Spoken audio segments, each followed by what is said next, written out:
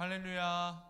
우리 사랑하는 호계가족 여러분, 우리 원근 각처에서 우리 함께 주님을 예배하는 그 자리에 서게 하심을 참 감사합니다. 우리 모든 성도님들을 사랑하고 축복합니다. 이 시간 우리 찬양하면서 예배를 시작하겠습니다. 선한 목자 되신 우리 주님 항상 인도하시고 우리를 먹여주셔서 우리가 찬양하겠습니다. 선한 목자 되신 우리 주 항상 인도하시고 푸른 풀밭 좋은 곳에서 우리 먹여주소서. 선한 목자 구세주여 항상 인도하소서. 선한 목자 구세주여 항상 인도하소서. 양의 문이 되신 예수여 우리 영접하시고 길을 잃은 양의 무리를 항상 인도하소서. 선한 목자 구세주여 기도 들어주소서. 선한 목자 구세주여 기도 들어주소서. 흠이 많고 약한 우리를 용납하여 주시고 주의 넓고 크신 은혜로 자유 얻게 하셨네. 선한 목자 구세주여 지금 나아갑니다. 선한 목자 구세주여 지금 나아갑니다. 일찍 주의 뜻을 따라서 살아가게 하시고 주의 크신 사랑 베푸사 따라가게 하소서. 선한 목자 구세주여 항상 인도하소서. 선한 목자 구세주여 항상. 우리 3, 4절 다시 부릅니다. 흠이 많고 약한 우리는 흠이 많고 약한 우리를 용납하여 주시고 주의 넓고 크신 은혜로 자유 얻게 하셨네. 선한 목자 구세주여 지금 나아갑니다. 선한 목자 구세주여 지금 나아갑니다. 일찍 주의 뜻을 따라서 살아가게 하시고 주의 크신 사랑 베푸사 따라가게 하소서. 선한 목자 구세주여 항상 인도하소서. 선한 목자 구세주여 항상 인도하소서. 아멘. 우리 이 시간 계속해서 찬양할 때요, 우리에게 선하신 목자가 되시는 그 주님을 찬양하며 계속해서 주님 앞에 나가겠습니다. 찬양합니다.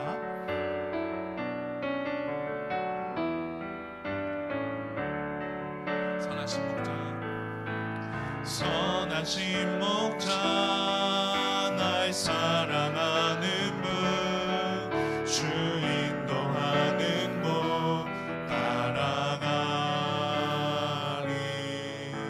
주의 말씀을 나 듣기 위하여 주 인도하는 곳 가려네. 선하신 목자 날 사랑하는 분, 선하신 목자 날 사랑하는 분 주 인도하는 곳 따라가리. 주의 말씀을 나 듣기 위하여 주 인도하는 곳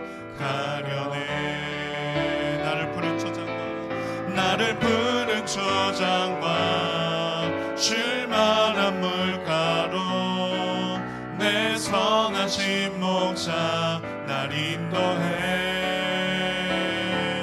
험한 산과 골짜기로 내가 다닐지라도 내 선하신 목자. 다시 처음부터 부릅니다. 선하신 목자 날 사랑하는 분, 선하신 목자 날 사랑하는 분, 주 인도하는 곳 따라가리.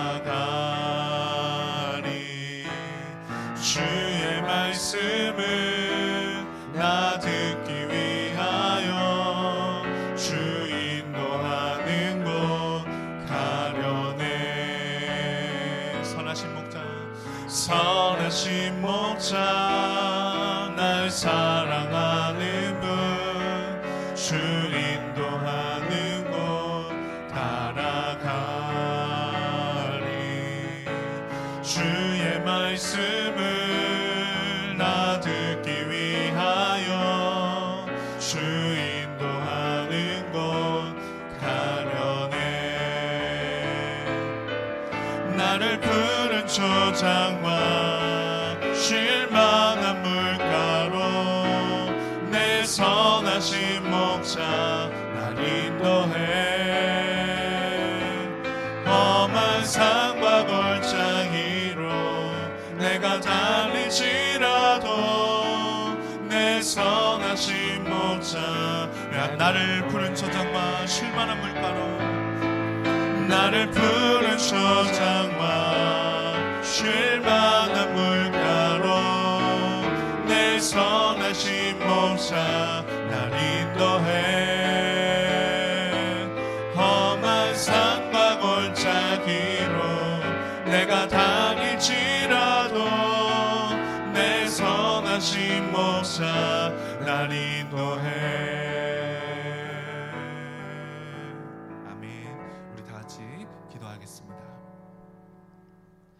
사랑과 은혜가 풍성하신 아버지 하나님 감사합니다. 주님, 오늘도 저희들 수요 예배를 가정에서 드릴 수 있도록 인도하시니 참 감사를 드립니다.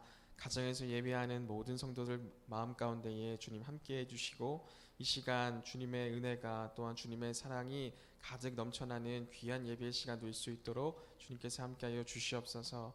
주님 말씀을 선포하시는 담임 목사님 가운데 늘 함께하시고 성령 충만하게 하여 주심으로 온전하신 주님의 말씀 대언하실 수 있도록 주님께서 인도하여 주시고, 또한 말씀을 듣는 우리들에게도 지혜와 명철을 더하여 주셔서 주님의 말씀을 잘 듣게 하시고, 또한 주님의 말씀대로 살아낼 수 있는 저희 모든 성도들 될 수 있도록 주님 함께하여 주시옵소서. 아멘. 주님, 코로나 바이러스로 인하여서 참으로 힘겨워하고 있는 이 세상 가운데 살아가고 있습니다. 저희들 그 어려움에 넘어지지 않게 하시고, 그 어려움에 더욱더 기도하면서 이 어려운 상황을 이겨낼 수 있도록 주님 함께하여 주시옵소서. 또한 환우들 많이 있습니다. 주님, 그 한 사람 한 사람에게 찾아가 주셔서 어루만져 주셔서 치유해 주시고 참된 회복이 주님 안에서 일어날 수 있도록 주님 함께하여 주시옵소서.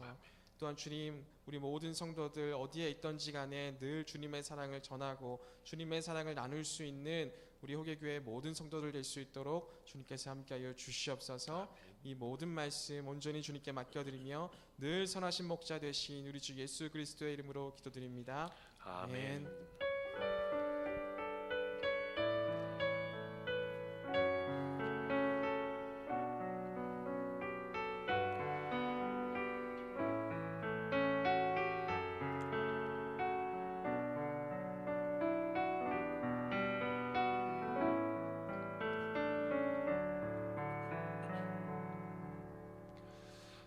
교회 소식 알려드립니다. 주보 보시면은 자세하게 내용을 알 수 있습니다. 새벽 만나 예배 계속 진행 중에 있는데 여러분들 영상들 잘 참고하시고 처한 곳에서 여러분 하나님 앞에 예배드리면 감사하겠습니다. 그 다음에 우리 수요 부흥 기도회 오후 7시에 온라인 예배로 이렇게 드릴 수 있도록 여러분 체크합니다. 하나씩 하나씩 잘 보시고 함께 예배하시는 시간 되시면 감사하겠습니다. 자, 그다음에 우리 다음 주 월요일부터 토요일 날까지가 고난주간 새벽 기도회가 되는데 영상으로 이제 모든 부분들이 하나씩 하나씩 준비되고 있는데 하나님 안에서 먼저 깨어서 기도하고 예수님의 십자가의 고난을 함께 생각하시는 남은 시간들 되시면 감사하겠습니다. 자, 그다음에 우리 사순절 이웃사랑 헌금 안내하는 거 여러분들 잘 참고하시고 이웃들에게 우리의 사랑을, 특별히 하나님의 사랑을 나눠줄 수 있는 여러분 귀한 시간, 교회 오시면은 이제 헌금 봉투로 하실 수 있고요. 혹시 온라인으로 하실 분들은 언제든지 하실 수가 있으십니다. 자, 그다음에 우리 상반기 양육 일정들 잘 참고해 주시면 되겠고요. 자, 그다음에 세례와 입교자들 우리 잘 파악해 주시고 하나씩 하나씩 하나님 안에서 이렇게 잘 세워가는 시간들 되시면 감사하겠습니다. 기타 나머지 강구들은 주보를 보시면 되겠고요. 오늘 우리에게 주시는 하나님의 말씀이 있습니다. 같이 말씀 한 절씩 한 절씩 교독하겠습니다. 출애굽기 34장 29절로 35절까지 말씀입니다. 우리 구약 성경 136면에 있는 출애굽기 34장 29절로 35절까지 말씀입니다. 우리 같이 한 절씩 한 절씩 교독하겠습니다. 제가 먼저 읽겠습니다. 모세가 그 증거의 두 판을 모세의 손에 들고 시내산에서 내려오니 그 산에서 내려올 때에 모세는 자기가 여호와와 말하였으므로 말미암아 얼굴 피부에 광채가 나나 깨닫지 못하였더라. 아론과 온 이스라엘 자손이 모세를 볼 때에 모세의 얼굴 피부에 광채가 남을 보고 그에게 가까이 하기를 두려워하더니 모세가 그들을 부르매 아론과 회중의 모든 어른이 모세에게로 오고 모세가 그들과 말하니 그 후에야 온 이스라엘 자손이 가까이 오는지라 모세가 여호와께서 시내산에서 자기에게 이르신 말씀을 다 그들에게 명령하고 모세가 그들에게 말하기를 마치고 수건으로 자기 얼굴을 가렸더라. 그러나 모세가 여호와 앞에 들어가서 함께 말할 때에는 나오기까지 수건을 벗고 있다가 나와서는 그 명령하신 일을 이스라엘 자손에게 전하며 함께 읽겠습니다. 이스라엘 자손이 모세의 얼굴의 광채를 보므로 모세가 여호와께 말하러 들어가기까지 다시 수건으로 자기 얼굴을 가렸더라. 아멘. 잠깐 기도하겠습니다. 하나님 아버지, 이 시간 하나님의 놀라우신 은혜와 하나님의 놀라우신 축복을 하나님 기대합니다. 이 시간 주님께서 말씀하셔서 하나님이 하시는 일들을 깨닫게 하시고 그 말씀을 또한 부여잡고 우리의 삶을 살아내는 귀한 시간 될 수 있도록 우리 하나님께서 친히 인도하여 주시옵소서. 감사하오며 예수님의 이름으로 기도하옵나이다. 아멘. 할렐루야. 네, 이곳에 잘 오셨습니다. 몇 분이 안 돼도 참 좋습니다. 여러분, 하나님 안에서 우리가 예배를 회복하는 그날까지 우리가 기쁨으로 감사함으로 세워지는 그런 귀한 시간 되시기를 간절히 소원합니다. 여러분, 혹시 이런 말 들어보셨습니까? 꼴값하고 있네. 굉장히 부정적인 의미죠. 여러분, 이 꼴값하고 있네가 어떤 의미입니까? 저도 몰랐는데 얼굴값의 속된 말인데요. 이런 의미라고 합니다. 자신의 처지에 안 어울리는 행동을 할 때 그런 얘기를 쓴다고 그러죠. 갑자기 교회에서 꼴값하고 있네, 별로 좋지 않은 이야기를 갑자기 써서 당황했을 수도 있겠는데, 근데 저는요 이거를 찾다가 깜짝 놀랐어요. 굉장히 중요하고 더 좋은 의미가 있었습니다. 원래는 이 꼴값한다, 꼴값을 한다라는 진정한 의미는 사물의 모양이나 됨됨이가 견줄 만큼 비슷하다. 상당히 긍정적인 의미가 원래는 그 의미였습니다. 이게 이제 자꾸 의미가 안 좋게 쓰이다가 보니 부정적인 의미로 쓰이지만 실제로는 상당히 좋은 의미죠. 꼴이라는 게 얼굴을 말하는 거죠. 여러분, 얼굴 값을 하는 것 같습니다. 보통 보면 우리가 여러 가지 그런 부분들을 볼 수가 있는데요.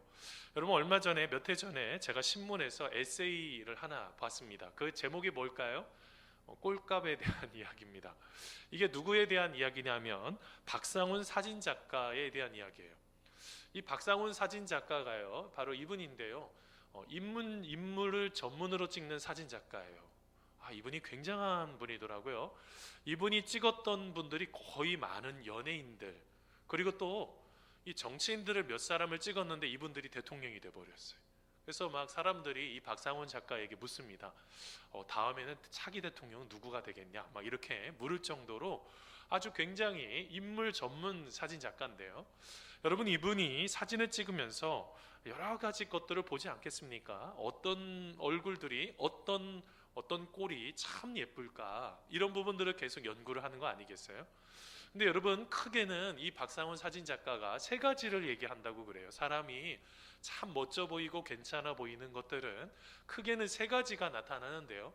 그 중에서 첫 번째는 뭐냐면 얼굴에요, 균형이 있어야지 된다는 거예요. 여러분 알고 계세요? 사람들이요, 자세히 보면요, 얼굴이 약간 틀려요. 저도 약간 보니까 어느 날 이렇게 자세히 뜯어보니까 약간 얼굴이 틀려요. 왜냐하면 내가 어떻게 자느냐에 따라서 얼굴의 그 균형 감각이 약간씩 달라지죠. 사람들이 지금 내가 얼굴이 이 균형을 잘 이루고 있는 사람들은 아주 사진이 찍으면 멋진 사람으로 잘 나온다는 겁니다. 그리고 두 번째는요, 잘 웃어야지 된다는 거예요. 우리 전 집사님 최근에 웃은 일이 있으세요? 이게 웃어야지 되거든요. 근데 지금 보면요, 사람들은요, 웃지 않으면, 제가 가끔씩 쓰지만 무섭다고요. 웃지 않으면 굉장히 화가 난 것 같고 뭐가 기분이 나쁜 것 같다고요. 근데 이 박상훈이라는 이 작가가요, 말하는 게 사람들은요, 환하게 웃지 못하고 어정쩡하게 웃는데요. 그러니까 표정이 어떻게 돼요? 안 이쁘죠. 아주 활짝 웃어야 된다는 거예요.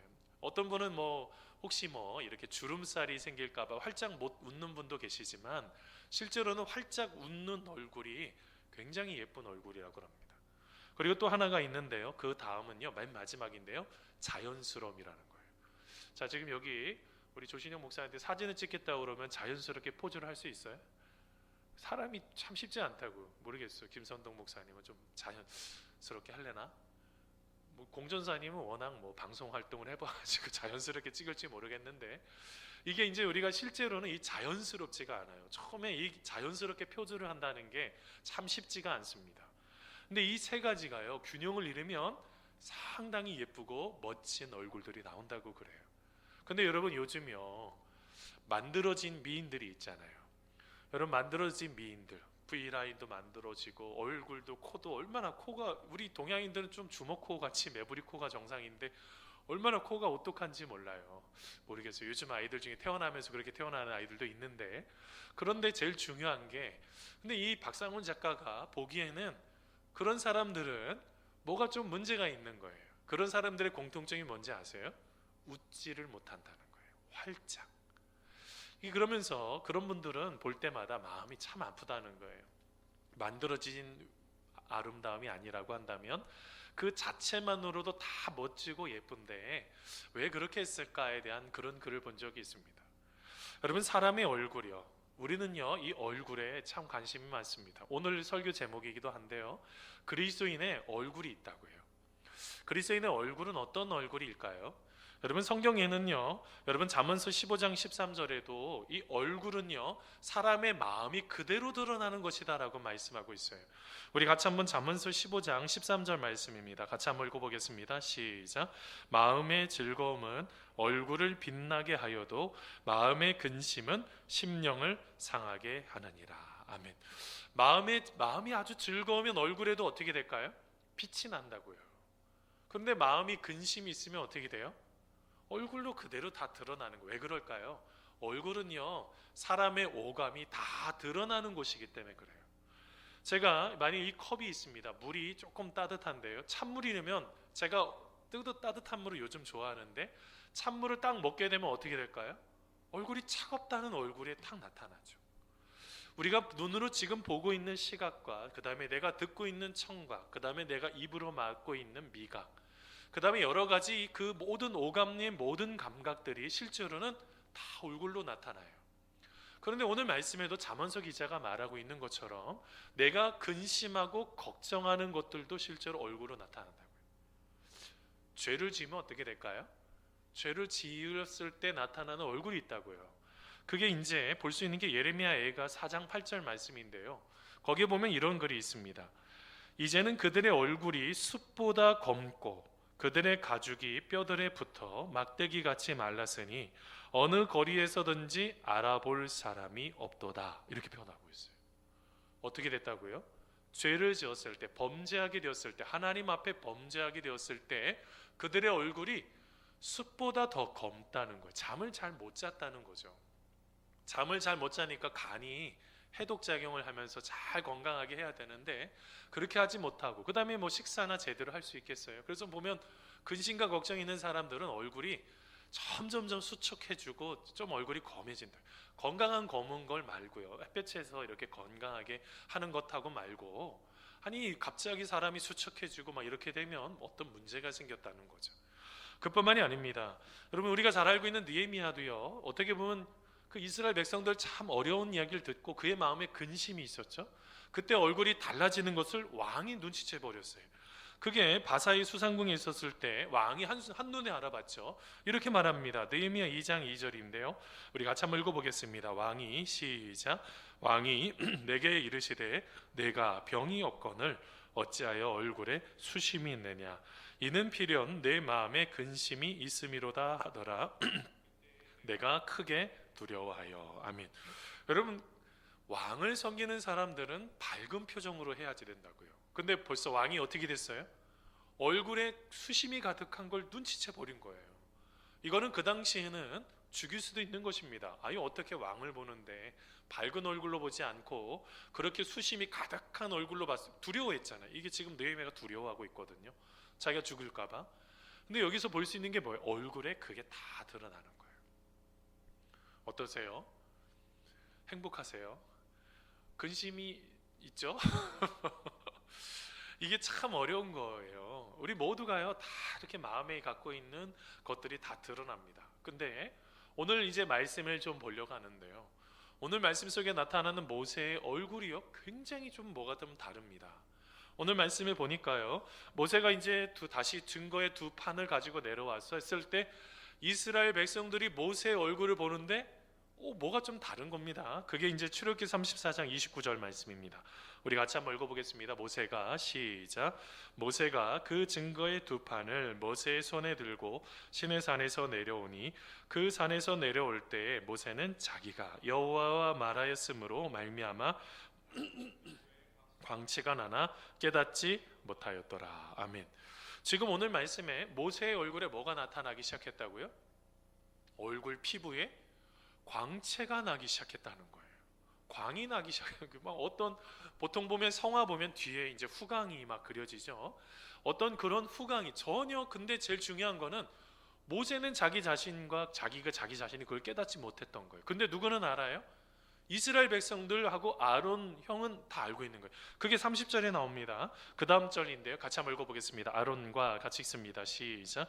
아론과 온 이스라엘 자손이 모세를 볼 때 모세의 얼굴 피부에 광채가 남을 보고 그에게 가까이 하기를 두려워하더니. 아멘. 어떻게 됐다고요?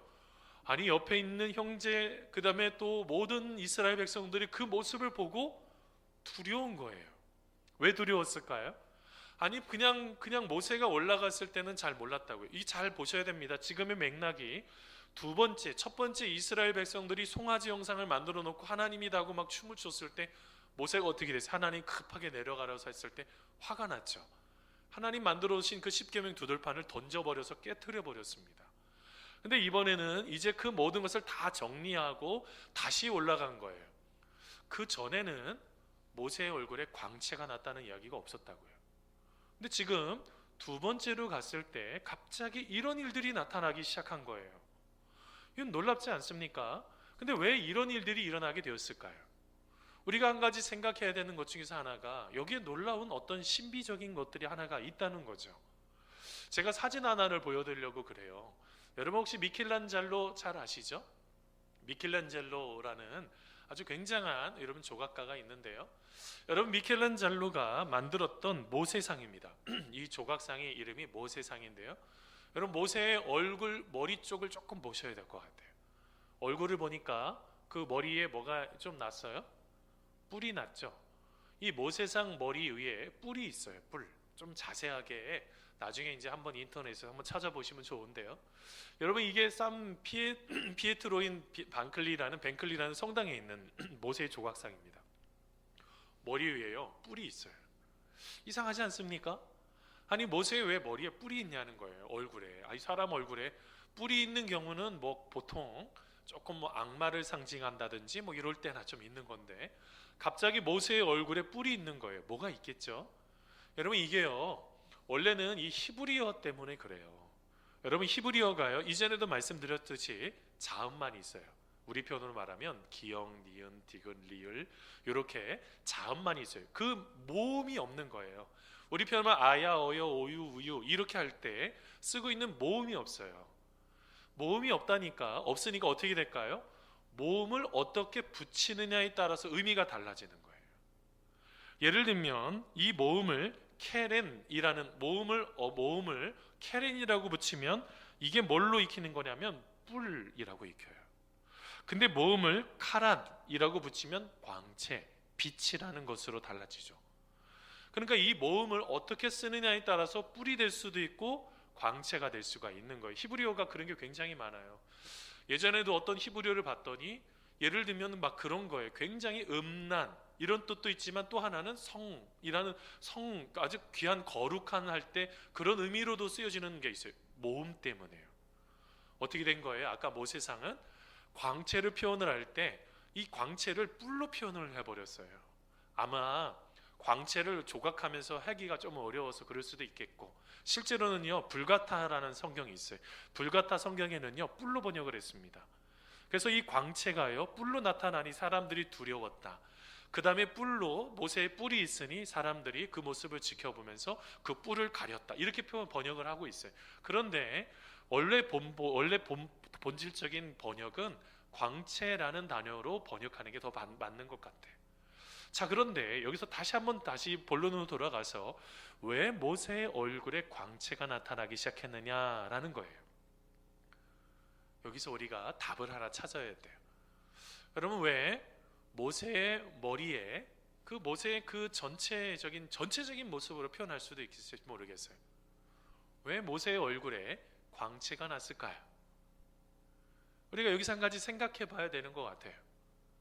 여러분 이 부분에 대해서 여러분 잘 알고 계시는 종교개혁자 깔뱅이 이 부분을 주석하면서 이런 말을 했습니다.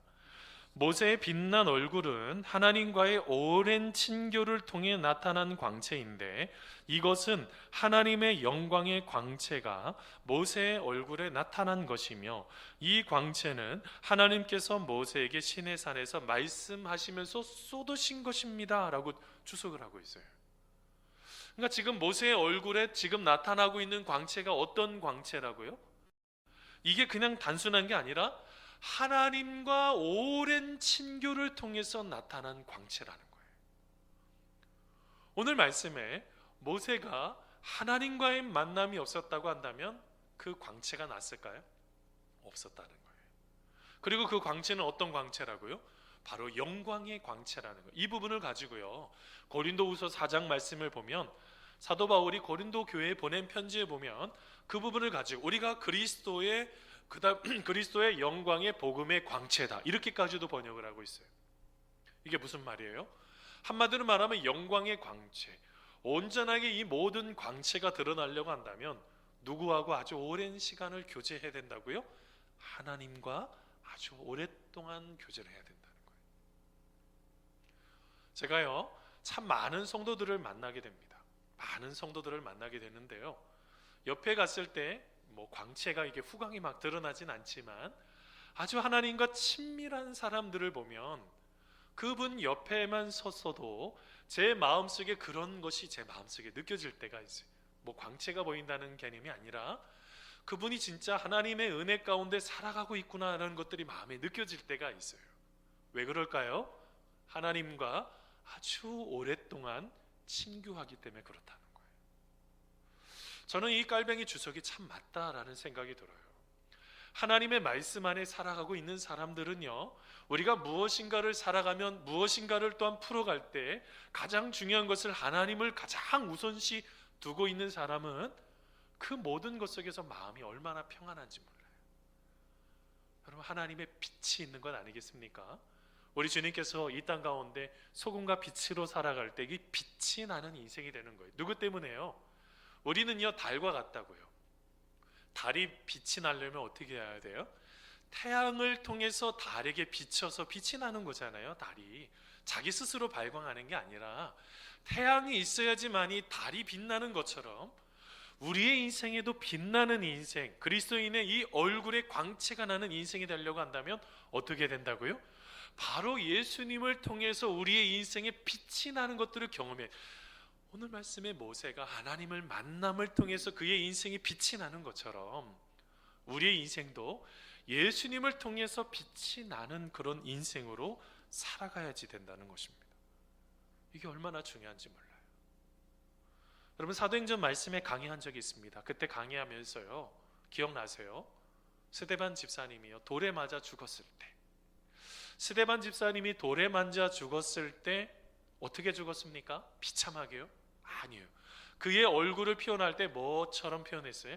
천사의 얼굴과 같이 표현을 했어요. 왜 그랬을까요? 스데반이 죽으면서 하늘 보좌에 있는 하나님 우편에 앉아 계신 예수님을 본 겁니다. 예수님이 벌떡 일어난 것을 봤어요. 예수님이 벌떡 일어나는 것을 보시면서 어떻게 했습니까? 예수님을 바라보기 시작을 하니 그의 얼굴이 천사의 얼굴처럼 변해버린 거예요. 여러분, 왜 우리의 얼굴이 누가 그러더라고요. 똥 씹은 표정처럼 왜 그래요? 혹시 우리의 삶의 어려움과 고통을 너무 묵상하고 있어서 그런 건 아니겠어요? 실패하고 있는 것들, 좌절되고 있는 것들, 안 되고 있는 것만 보고 있어서 그렇지 않아요? 왜 사도 바울뿐만 아니라 스데반 집사님도요, 그 어려움에 있는 것들, 그 어려움 속에서도 이 복음의 영광의 복음의 광채를 보고, 그리고 더 나아가서 그 모든 순간순간마다 그렇게 스데반 집사님 어려움을 경험하고 있으면 돌에 맞아 죽으면서도 천사의 얼굴로 바뀔 수 있었던 게 뭐라고요? 그리스도라는 거예요. 예수님을 만났기 때문이라는 거예요. 예수님을 만나게 되었을 때 우리의 인생이 어떻게 바뀌기 시작한다고요? 하나님 보시기에 가장 아름다운 얼굴로 우리의 삶이 바뀌어나기 시작한다는 것입니다. 저는 이 말씀을 묵상하면서 그렇구나. 저 어린 시절에요, 가장 많이 불렀던 찬양이 있어요. 복음송가요. 나의 한 가지 소원, 예수님을 닮고 싶어요. 기와 몸과, 모르겠어요. 뒤에는 법데디디 잘 모르겠는데, 근데 제가 그때 그 찬양을 부르면서 가장 많이 불렀던 게 예수님을 닮아가고 있느냐라는 거예요. 제가 오늘 말씀 준비하면서 내가 예수님을 닮아가고 있을까? 라는 것에 대해서 생각해 보게 됐어요. 예수님을 닮아간다는 게 뭡니까? 예수님을 닮아간다는 거. 빌립보서요 2장 5절 말씀에 보면요, 이런 말씀이 있어요. 같이 한번 읽어볼까요? 시작. 너희 안에 이 마음을 품으라. 곧 그리스도 예수의 마음이니. 우리 안에 예수님의 마음을 품어야지만이 닮아갈 수 있지 않겠어요? 누구를 조금 자꾸 봐야 되잖아요. 그 아이들 물어보죠. 엄마, 아빠, 국어 잘하려고 하면 어떻게 해? 그러면 우리 맨날 하는 얘기 있잖아요. 국어 선생님을 좋아하면 돼. 영어 잘하려면 영어 선생님을 좋아하면 돼. 수학은 제가 크게 자신감이 없는 과목인데 아주 수학만 생각하면 별로 안 좋아하는데, 근데 참 그래도 막판에 조금 힘을 낼 수 있었던 게, 우리 그때 고등학교 3학년 때 수학 선생님 굉장히 우리 친한, 아주 예전에도 한번 같이 나눈 적이 있지만, 우리 참 어떻게 보면 굉장히 좋은 그 선생님을 만나서 이렇게 조금 마지막에 분전을 하게 되었지만, 누군가를 좋아하고 사랑하면요, 우리가 남편을 만났을 때, 아내를 만났을 때 사랑하셨잖아요. 늘 마음속에 품는 마음으로 있었잖아요. 근데 그것처럼 우리의 마음속에 예수님을 사랑으로 품을 수 있는 마음을 얼마나 이 마음속에 갖고 있느냐는 거예요. 여러분, 예수님을 마음에 품고 있는 사람은요, 마태복음 11장에 나오고 있는 것처럼 온유하고 겸손해요. 온유하고 겸손해요. 온유하고 겸손하다는 게 뭡니까? 그냥 자기 자신이, 온유라는 게 예전에 말씀드렸지만 성경의 9가지 의미 설명드리면서 절대로 이게 부족한 게 아니라고 굉장히 강직한 거예요. 말처럼 굉장히 힘이 있는 거지만 그거를 제어할 수 있는 게 온유라고 말씀드렸어요. 단순하게 그냥 유약한 거 온유, 그냥 좀 착해 보이고 그냥 유해 보이 이런 거 온유 아니라고 말씀. 예수님도 하나님이시잖아요. 하나님은 강력하신 분이시지만 그 모든 것을 다 제어하시잖아요. 굉장히 자기의 삶 속에서 나타나는 그 강렬함이 있다고요. 그런 온유하심과 또 뭐가 있어요? 겸손하며. 오늘 말씀 잘 보셔요. 모세가요, 그의 얼굴에 광채가 났어요. 하나님의 말씀을 이야기할 때는 수건을 내립니다. 왜냐하면 하나님의 대리자로서 말씀을 할 때는 그 모든 것들을 광채가 나든 안 나든 이게 중요한 게 아니에요. 하나님의 말씀을 나눌 때는 그대로 나눠요. 그런데 하나님의 말씀이 딱 끝나고 나면 바로 수건을 덮는 거예요. 겸손이죠. 왜냐하면 내가 하나님의 대리자이지 내가 하나님은 아니잖아요. 내가 까딱 잘못하면 교만하게 되는 거예요. 오늘 말씀에 지금 말하고 있는 게 뭡니까? 지금 이 모세는 이 모든 것들을 잘 균형을 맞출 수 있어요. 하나님의 말씀을 증거할 때는 수건 없는 상태로 그대로 이야기하고, 그렇지만 그것이 끝나면 수건을 덮는 거예요. 겸손하게. 바로 예수님의 마음을 갖고 있는 사람이었어요. 온유하고 겸손한 마음으로 그 모든 것들을 하나씩 잘 감당한 거죠. 알고 계세요? 우리가 예수님을 품고 있으면 분노가 치솟지 않는다고요. 어떤 부분들을 우리가 잘 건강하게 잘 가르칠 수는 있어요. 우리가 좀 어떤 부분들을 갈등 속에서 우리 건강하게 풀어내야 되는 부분도 있겠지만 그런 마음을 계속 갖고 있진 않죠. 뭐가 중요한 것입니까? 바로 우리의 마음속에 예수님의 마음을 품으면 누가 드러나기 시작할까요? 예수님이 드러나는 거예요. 왜 우리가 실수할까요? 혹시 그 순간에 예수님의 마음을 품지 않았기 때문에 그런가 아닐까요? 우리 그리스도인들은 얼굴은요, 예수님의 얼굴을 드러내는 대표자이십니다. 그냥 내 얼굴을 드러내는 게 아니라 예수님의 얼굴을 드러내는 대표자라고요. 그렇다고 한다면 오늘 하루를 살아갈 때 그냥 살아가서는 좀 안 되는 것 같아요. 내가 예수님을 증거하는 사람이라고 한다면 예수님께서 말씀하시고 예수님이 기뻐하시는 그런 향기를 드러낼 때 예수님께서 우리 인생 가운데 아주 좋은 것으로, 아주 아름다운 것으로 우리의 삶을 채워주실 줄 믿습니다. 우리가 그 예수님 생각하시면서 우리가 그리스도인의 얼굴들 하나씩 잘 드러내는 우리가 되기를 간절히 소원합니다. 말씀의 결론을 내리면서요, 유명한 침례교 설교자인 알렉산더 맥클라렌이 있습니다. 19세기 아주 영국의 굉장한 설교자이기도 한데요, 저는 맥클라렌이 오늘 말씀을 가지고 하나님의 영광이 드러나는 것을 뭐에 비교하고 있냐면 복된 무의식이다 이렇게 표현하고 있어요. 왜냐하면 자기 자신이 잘 몰랐어요. 이게 드러나는지 잘 몰랐다고요. 그런데 이거를 빗대어서 이런 설교를 합니다. 이스라엘 백성들이 죄를 짓고 하나님의 진노 가운데 머물러 있는 것, 그럼에도 그것을 깨닫지 못하는 것, 이걸 뭐라고 표현했냐면 비극적 무의식이라고 표현했어요. 저는 이걸 좀 적용해 보려고 그래요. 우리가 하나님의 놀라우신 사랑 안에 우리 자신이 다 드러내는 것입니다. 우리가 예수님의 사랑을 드러내고 예수님이 기뻐하시는 것들을 다 드러내는 거예요. 이건 뭐예요? 이거는 복된 무의식이에요. 이걸 통해서 많은 사람들에게 복된 무의식을 우리의 삶 속에 나타나는 거죠. 그런데 내가 죄를 짓고 하나님의 영광 다 가리는 인생으로 우리가 살아간다고 한다면 이것만큼 아픈 게 어디 있겠어요? 누가요? 우리 주님께서 아프신 게 이것 말고 또 다른 게 어디 있겠어요? 이게 바로 비극적 무의식이죠. 그러기 위해서 우리는 어떻게 해야 될까요? 우리는요, 바로 우리의 삶이 그리스도를 드러내는 얼굴이라는 정체성을 꼭 가지고 계셔야 돼요. 내 얼굴이 누구의 얼굴이라고요? 조신영의 얼굴이 아니고 예수님의 얼굴이라고요. 우리의 얼굴이 다 예수님의 얼굴이라고요. 그렇다고 한다면 오늘 하루를 하나님 안에서 다시 한번 살아낸다고 한다면 우리의 마음을 다시 한번 예수님의 마음을 품어야 될 것 같아요. 우리가 하나님 안에서 그렇게 예수님의 마음을 품게 되었을 때 이 사순절 기간을 하나님 안에서 아름답게 잘 세워가게 될 줄 믿습니다. 우리가 하나님 안에서 그렇게 삶을 살아가는 우리가 되기를 기도합니다. 우리 같이 기도하겠습니다. 우리 같이 기도할 때 특별히 하나님 안에서 우리가 진정으로 그리스도를 드러내는 복된 그런 무의식 속에 살아가고 있습니까? 아니면 우리의 삶 속에 하나님의 영광을 그렇게 가리는 그런 모습으로 살아가고 있습니까? 비극적 무의식이요. 오늘 말씀에 하나님께서는요, 우리의 삶 속에 하나님과의 그 오랜 친교를 통해서 깔뱅이 말하고 있는 것처럼 바로 드러내는 그런 광채를 드러내는 인생이 되기를 원하고 계십니다. 하나님의 얼굴이요, 바로 우리를 통해서 나타나는 것입니다.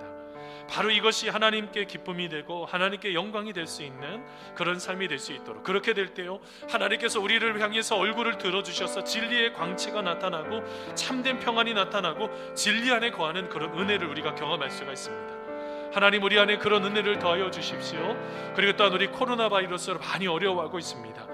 어려워하고 고통하는 사람들 하나님께서 축복해달라고, 우리가 다시 한번 하나님의 놀라우신 은혜 가운데 거할 수 있도록, 함께 모여 즐거워하고 기뻐할 수 있는 그런 공동체가 될 수 있도록, 우리 교회를 위해서, 가정을 위해서 우리가 함께 합심하여 마음을 쏟아서 같이 기도하도록 하겠습니다. 같이 기도하겠습니다.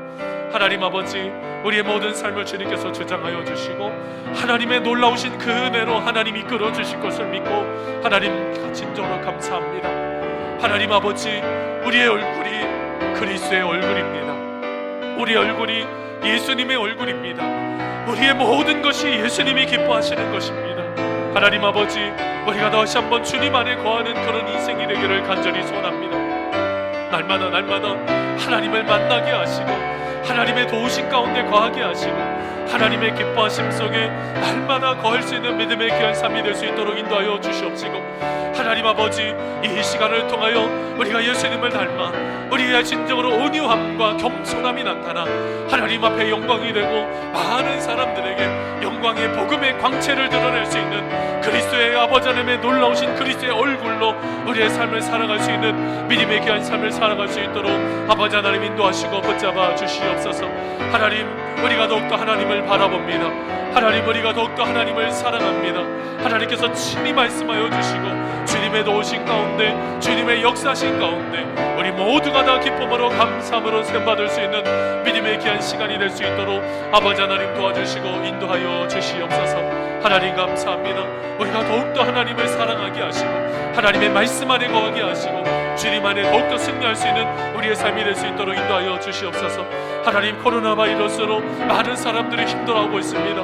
우리 사랑하는 성도들, 우리 주님께서 진정으로 생명싸개를 쌓아 주시옵시고 하나님께서 친히 보호하여 주셔서 성령 하나님께서 친히 이끌어 주시고 위로하여 주시고 보호하여 주시고 역사해 주시는 하나님을 귀하게 만날 수 있는 믿음의 귀한 삶을 살아갈 수 있도록 인도하여 주시옵시고, 하나님 아버지, 한 사람 한 사람들 주님께서 축복하여 주셔서 기쁨으로 감사함으로 하나님 앞에 세움받을 수 있는 믿음의 귀한 시간이 될 수 있도록 아버지 하나님 도와주시고 인도하여 주시옵소서.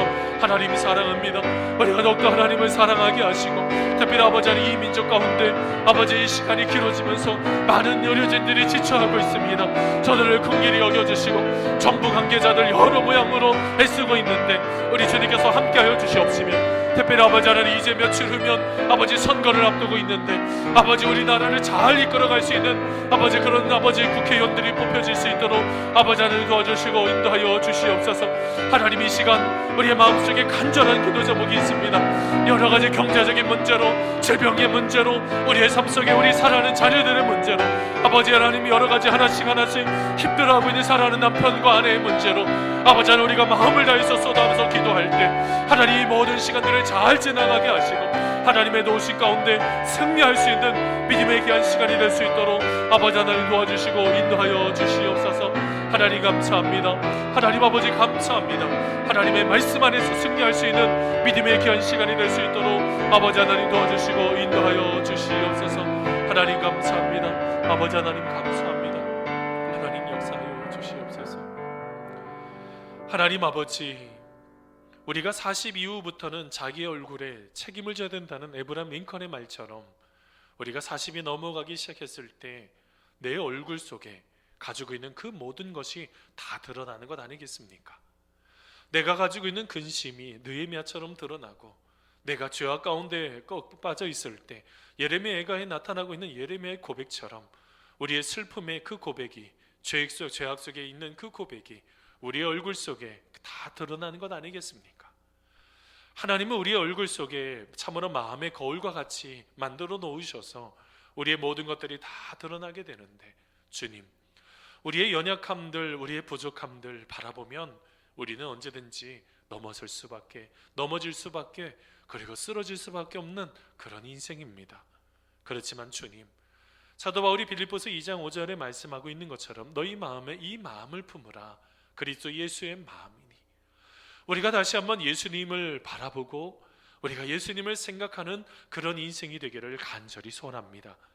그것을 통해서 참으로 사도 바울이 고린도 교회에 보낸 편지처럼 우리가 그리스도의 참으로 영광의 복음의 광채가 드러나는 그런 인생이 되게 하여 주시옵시고, 더 나아가 스데반처럼 돌에 맞는 그 고통 가운데 있을 때 예수님을 발견하고 예수님을 알아보았을 때 그의 얼굴이 천사의 얼굴처럼 바뀌었던 것처럼, 하나님, 우리가 지금 넘어지고 실패한 것만 바라보는 것이 아니라 새롭게 일으켜 세워주시고 새롭게 함께 하시는 우리 주님을 바람을 통하여 우리의 인생의 새로운 피조물로 거듭나는 믿음의 귀한 인생들, 온유하고 겸손한 인생으로 날마다 빚어지는 예수님을 닮은 그런 얼굴들이 다 나타날 수 있도록 우리 주님 함께 하시고 붙잡아 주시옵소서.